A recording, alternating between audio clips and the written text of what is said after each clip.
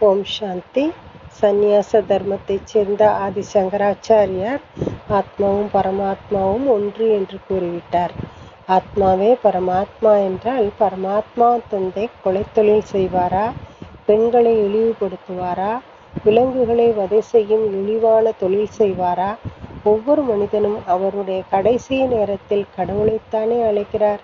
அவரே பரமாத்மா என்றால் ஏன் கடவுளை அழைக்க வேண்டும்? மேலும் பகவானை நாய், பன்றி, முதலை, மீன் இவைகளைப் போன்ற விலங்குகளில் அவதரிப்பதாக சொல்லியிருக்கிறார்கள். இவ்வுலகை மாற்றம் செய்யும் மிகப்பெரிய காரியத்தை இறைவன் விலங்குகளில் வந்து செய்வாரா? ஆதியில் தேவதா நிலையில் இருந்த மனிதர்கள் தற்போது அசுர நிலைக்கு மாறி உள்ளதை மாற்றம் செய்ய தேவையான உயர்ந்த ஞானத்தை அவர் விலங்குகளில் வந்து கொடுப்பாரா அல்லது ஒரு மனிதரில் வந்து கொடுப்பாரா? எப்படி அவர் இந்த பழைய உலகத்தை புதிய உலகமாக மாற்றம் செய்வார்?